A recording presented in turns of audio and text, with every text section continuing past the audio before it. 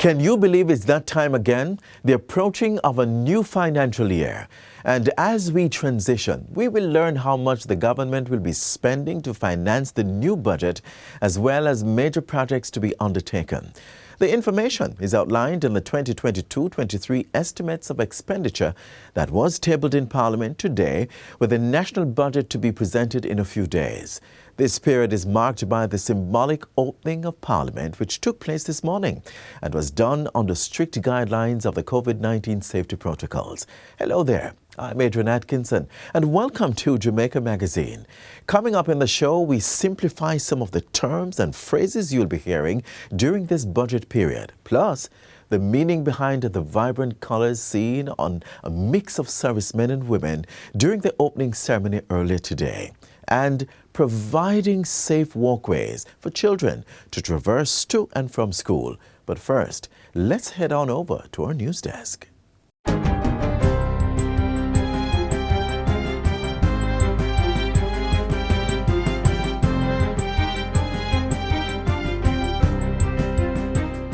This is your JIS News for Thursday, February 10, 2022.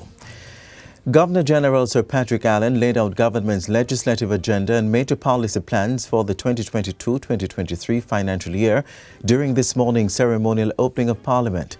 The ceremony at Gordon House took place in strict adherence to the Ministry of Health's COVID-19 guidelines, with a reduced number of parliamentarians and dignitaries in attendance. In delivering the throne speech, the Governor-General announced that government would be focused on crafting a new social partnership for strong recovery and sustainable development. It includes plans for passing the associated NIDS regulations and issuing the first national identification cards, as well as facilitating major investments in health, education, housing, road and other key sectors. The recovery effort from the pandemic will take all hands on deck.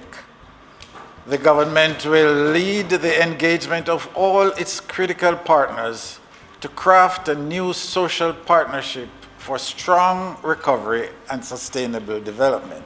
Later in the day, Minister of Finance Dr. Nigel Clark tabled the estimates of expenditure for the 2022-2023 fiscal year in the House of Representatives. The Standing Finance Committee of Parliament will review the new budget from March 1 to 4 before it is taken to the regular sittings of the House for the budget debate, scheduled for March 8 to 22.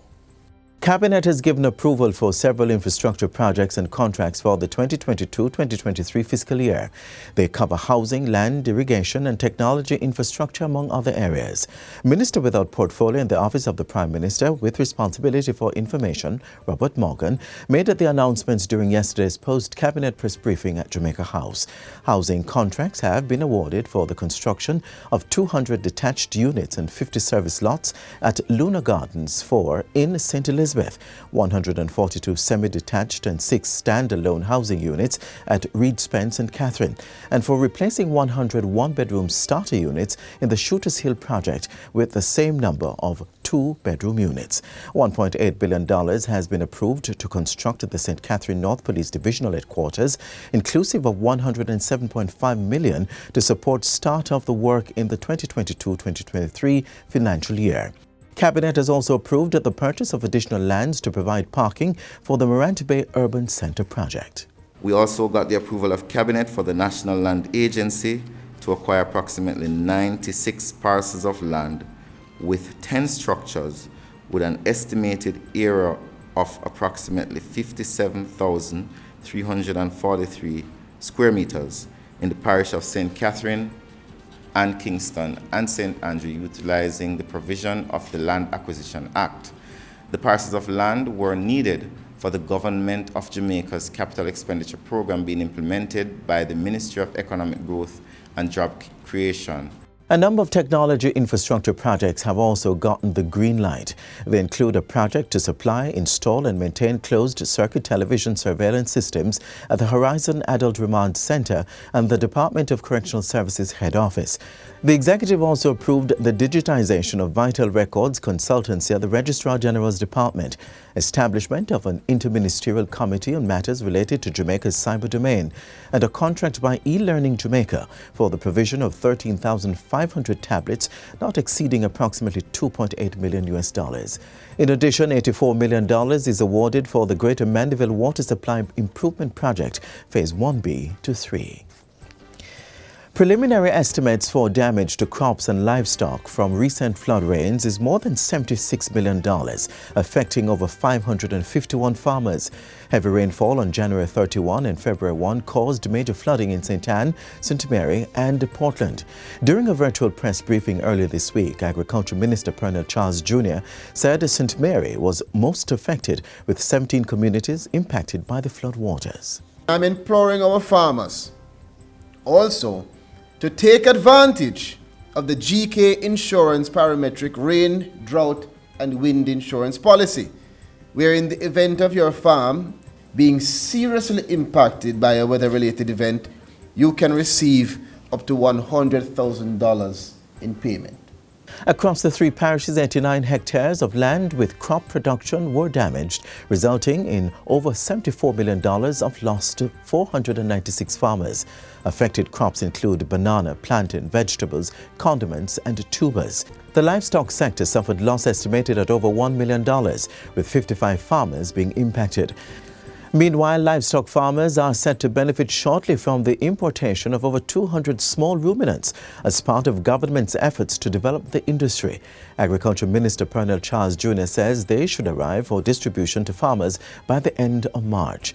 The ministry has also issued a permit to the Small Ruminant Association for the import of an additional 37 small ruminants. He adds that the ministry continues with its program of artificial insemination and embryo transfer as part of the measures to develop this important industry.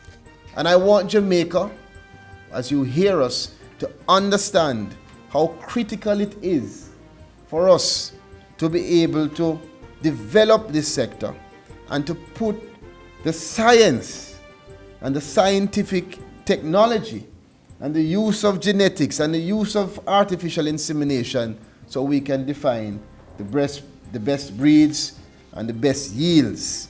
And finally, the Universal Service Fund, USF, has donated $2,000 to provide broadband internet service to facilitate the virtual staging of events for this year's celebration of Reggae Month. Culture Minister Olivia Grange accepted the check on Friday. She says the USF is helping to keep Jamaican culture connected through this support to her ministry. Chairman of the fund, Justin Morin, says the partnership will provide tremendous benefits for all connected. February was officially declared as Reggae Month on January 9, 2008. The annual observance celebrates the impact of the musical genre on Jamaica's social, cultural and economic development. And that's it for JIS News Today. I'm Adrian Atkinson. Thank you so much for watching.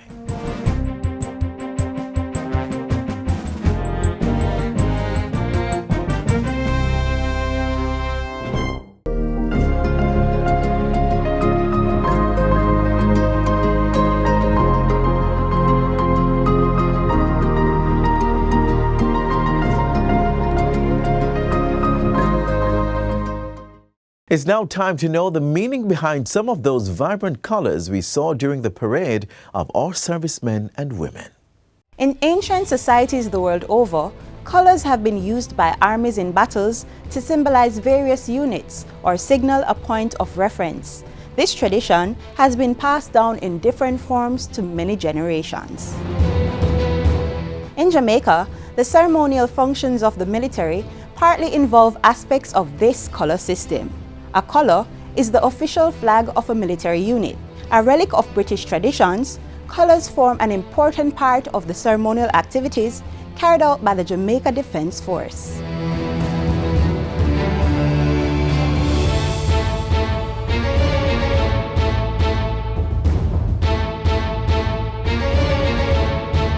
The Jamaica Defence Force has 3 regiments or divisions, the 1st, 2nd and 3rd Battalion Jamaica Regiments. Each regiment has a specific colour assigned to it, along with the Queen's colour.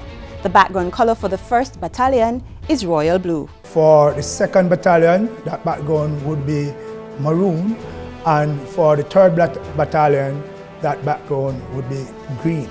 The colour that resembles the Jamaican flag is known as the Queen's colour, symbolizing the monarch as Jamaica's head of state.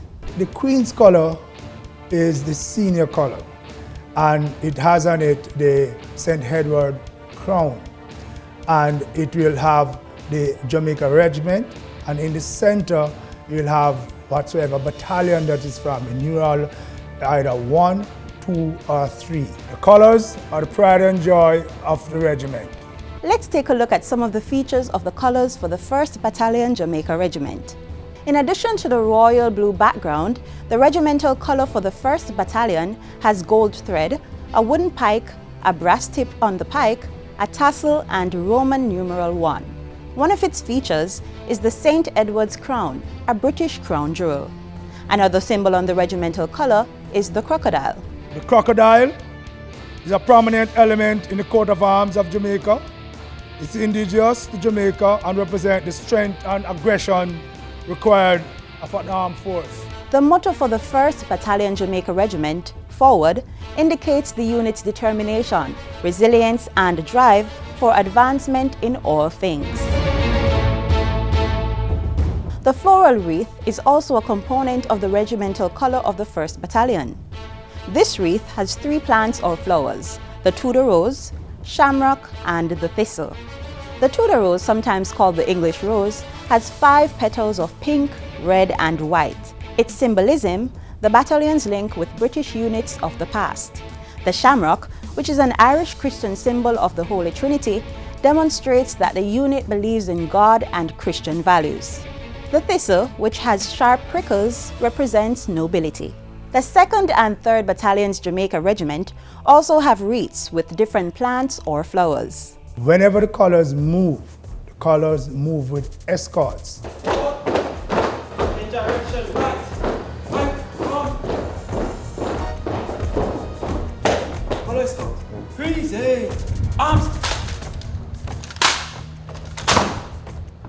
With those escorts, they are a conducting warrant officer for the colour party, and 2 senior non-commissioned officers that escort the colours, and a colour sergeant that stands between both colours when they are in parade. Now, before the colours are put to use, they have to be consecrated. The Governor-General, as a representative of the monarch, usually consecrates and presents the colours to a unit if no royalty is present. And when the colours get old or retired, the Garrison Church of the Ascension at Up Park Camp provides a safe haven. When it is retired, it is not just thrown away. It is laid up, and that's another parade that is done. In the Jamaica Defence Force, it is in this church that the whole colours are laid up. And that's a whole ceremonial parade by itself, because there are certain procedures that we go by in laying up the colours.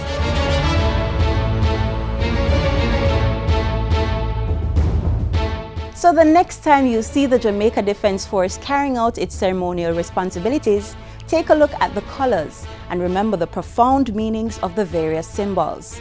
It's more than just a piece of cloth. It's the pride and joy of whichever unit it represents.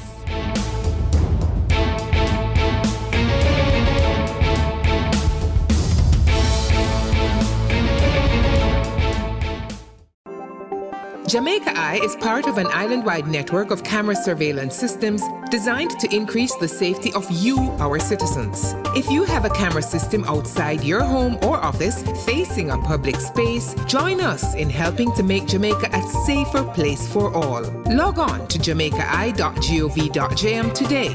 Jamaica Eye, we're all connected. The Ministry of National Security, creating a safer and prosperous Jamaica. The tabling of the 2022-2023 estimates of expenditure officially marks the start of the budget period. We simplify a few terms and phrases you will be hearing over the next few days to help you understand the conversations.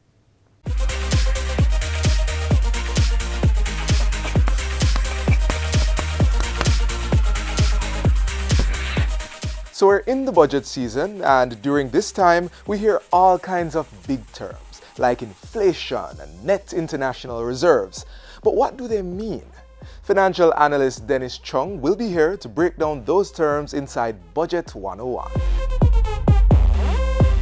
Now let's start with the term budget. A budget is really just an expectation of what you want to happen. And the reason why you do a budget is because you want to ensure that you are getting the revenues that you expect. So the budget allows you now to create the initiatives around that and also to control the expenses so that you don't spend more than you earn. Miscellaneous 5,000, lunch 5,000. Wow, my budget looking good for this month. At least I don't owe nobody. Well, the government does practically the same thing. This is how the process works. The budget process begins with a budget call being sent out to all ministries, departments, and agencies of the government. Included in this call is a specific figure, or what is called a budget ceiling, in which they should operate. Cabinet then decides based on their programs if they should get more money. After that, the budget book is prepared and sent to the printing office. The Governor General then makes his throne speech outlining the government's plan, and usually later in the day, the Finance Minister tables the budget in the lower house. The Standing Finance Committee of Parliament will then meet to query the details or make changes to the budget where necessary. That's followed by the various budget presentations in Parliament. When those have been made, the budget is passed and the ministries, departments, and agencies begin to receive their monthly allocations. And that's how the process works. So now that you understand the process, let's move on to the terms. Take, for example, economy. The economy is really the accumulation of all the activity that takes place from working. So all the activities that is into production or consumption or anything like that, that has a value, that creates a value. There's also something called GDP deflator, which measures the changes in the overall prices. All the production in manufacturing, the output that comes from that, all the tourism services, all the value added created in the economy for that year is your gross domestic product. GDP is your production locally. Your economy is all economic activity that happens. So your GDP is really a subset of your economy. Then there's this one. So if I hear that inflation is going up by 10%? Inflation is just the movement of prices from one year to the next. Or you can look at it from even 1 month to the next, because we do measure it monthly. It means that on an average, you're paying 10% more than you did before. Now remember that inflation is just a measurement, an average measurement based on the basket of goods that they measure. The fiscal deficit is really looking at all your revenues and your recurrent expenditure. So you take your revenues, how much money do I earn from taxes, how much money do I get from grants, and then I look at my recurring expenditure and deduct that from my revenue. We've been running a fiscal surplus for a few years now. If your expenditure is greater than your revenues, then that is when you have a fiscal deficit. Net International Reserves, or NIR, as Dennis Chung puts it, is simply the difference between Jamaica's foreign assets and foreign liabilities. The Net International Reserve is really, after you look at all the charges that you have against your reserve and all the assets you have in terms of foreign exchange reserve, how much is left in terms of net. What the NIR measures is really how many weeks of imports we can safely have. So I think the standard is about 12 weeks of imports of NIR you want to have. So if you are importing $100 per week, right?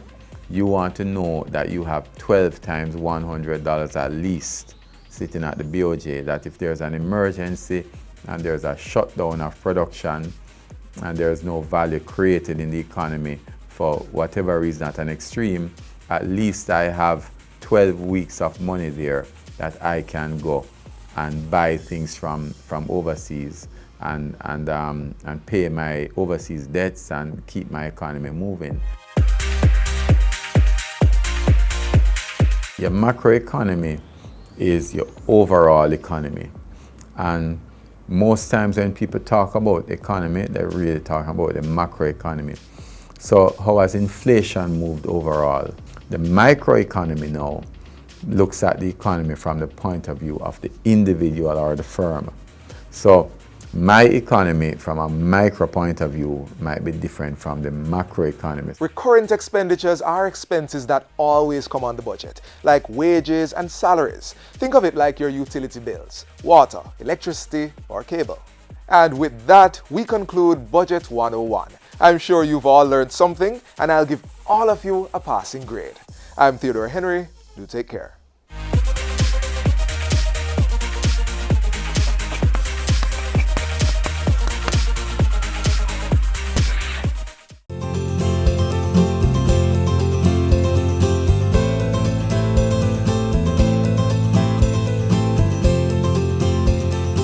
We need all Jamaicans to know that child abuse is not just an issue for the government, it's an issue for all Jamaicans.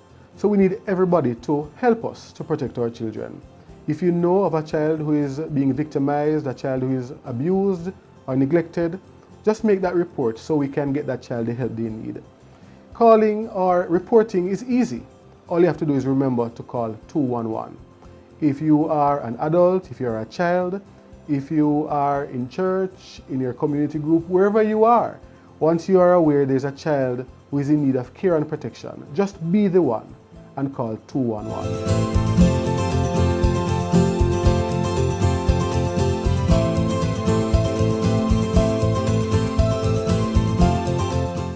The government, through the Safe Passage project, has been providing designated walkways in select school zones for the safe commuting of students and community members. The latest unveiling was at Salt Spring Primary in St. James.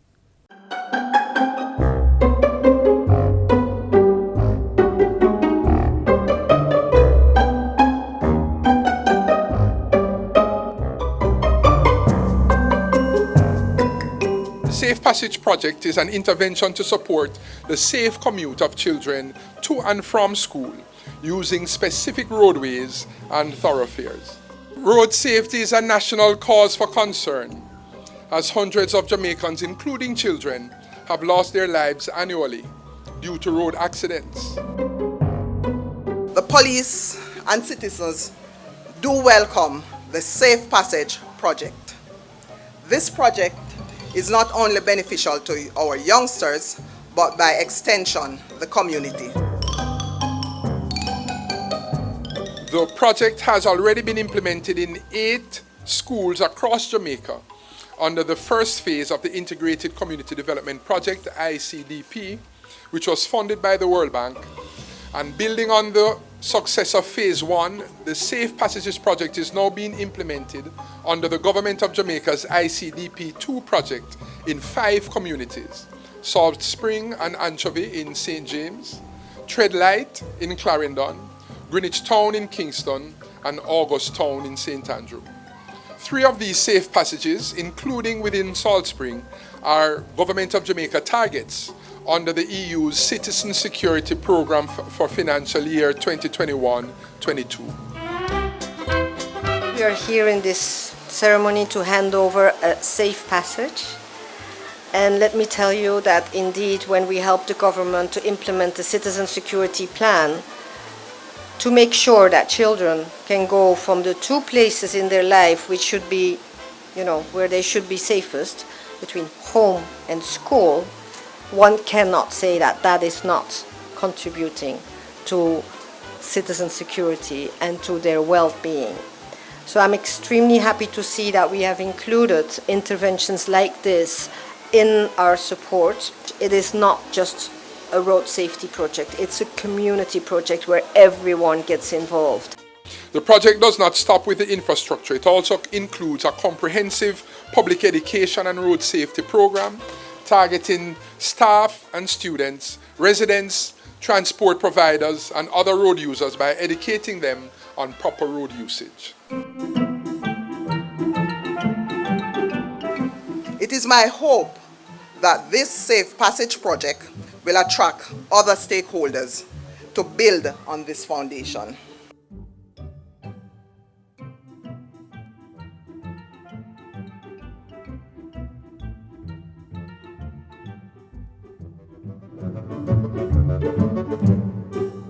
This safe passage in Salt Spring boasts all the features which have become synonymous with the project. At a cost of $14 million, 400 meters of sidewalk was constructed with safety guardrails. School traffic signs were installed already, and the pedestrian crossing was put in place. Additionally, 2 bus sheds were constructed. The school fencing was rehabilitated and replaced with a block wall structure, decorated with murals depicting messages on road safety. It is my hope that this Safe Passage program will have the outcome of providing safe commute for students, staff, and other pedestrians in partnership with the wider community and other stakeholders.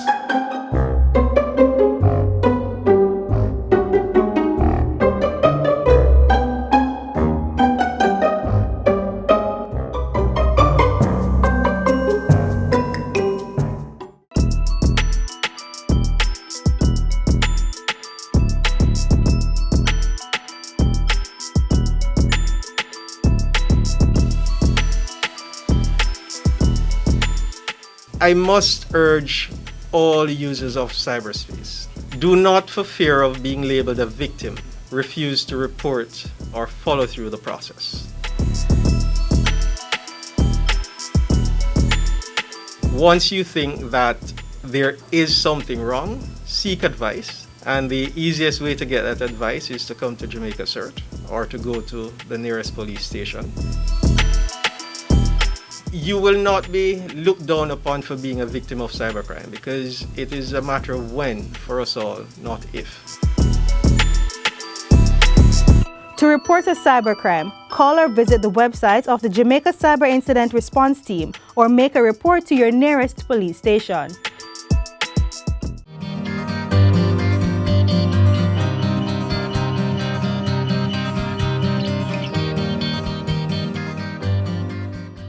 This is where our journey ends, but only for today. Do join us again tomorrow when we'll bring another informative program. In the meantime, stay connected via our website, jis.gov.jm. And while you're online, send your feedback to Jamaica Magazine@jis.gov.jm or via tweet at JIS News.